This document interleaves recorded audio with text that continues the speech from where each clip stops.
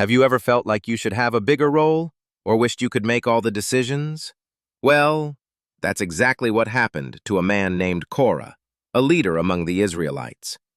But his story didn't end well because he let pride get the best of him. Let's find out what happened. Many, many years ago, after the Israelites escaped from Egypt, they were wandering in the desert.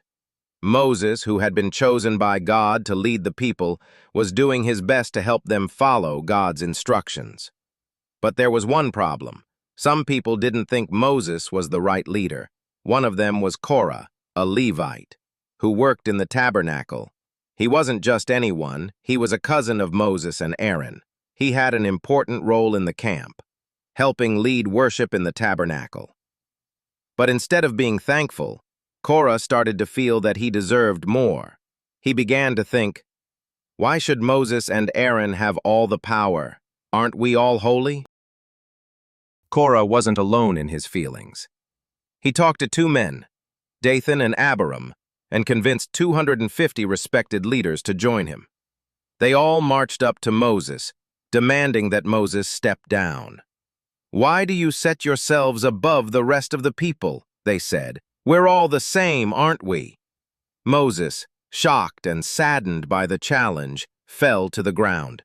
He knew this was serious. He had always followed God's direction, but now these men were questioning God's choice. He stood up, and with a heavy heart, Moses said, "Tomorrow, God will show us who he has truly chosen."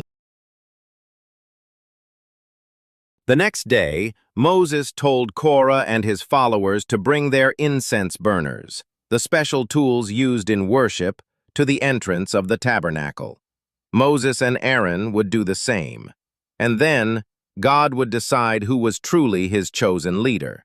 As the people gathered, the ground beneath their feet seemed to tremble, and then, with a thunderous voice, God spoke, "Separate yourselves from the rebels." Moses warned the people, "If these men die a natural death, then God has not sent me. But if the earth opens its mouth and swallows them, you will know that these men have treated the Lord with contempt." The earth rumbled under their feet, and then, crack, the ground split wide open. Korah, Dathan, Abiram, and their families were swallowed alive, along with all their belongings. The earth closed back over them, and it was as if they had never existed.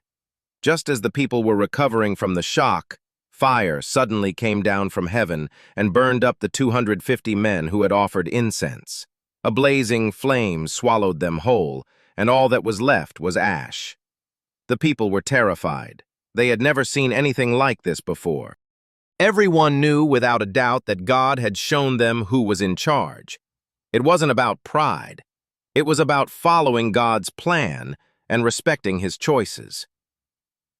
Moses, though deeply saddened by the loss, reminded the people that God's authority was not to be questioned. Though the people were afraid, they learned a powerful lesson. Pride can blind us to God's will, and it can lead us to make terrible mistakes. Moses and Aaron were still the leaders, and the people learned to trust in God's wisdom. So, what do you think? Have you ever wanted to be in charge, or wished you could do things your way? It's good to be confident, but we must always remember that true strength comes from following God and respecting his plan for us. Just like Korah, when we let pride take over, it can lead to big mistakes. Thanks for watching. We hope you learned something special today about humility and listening to God's plan. Don't forget to like, share, and subscribe for more amazing Bible stories. See you next time, and remember, always keep God at the center of your heart.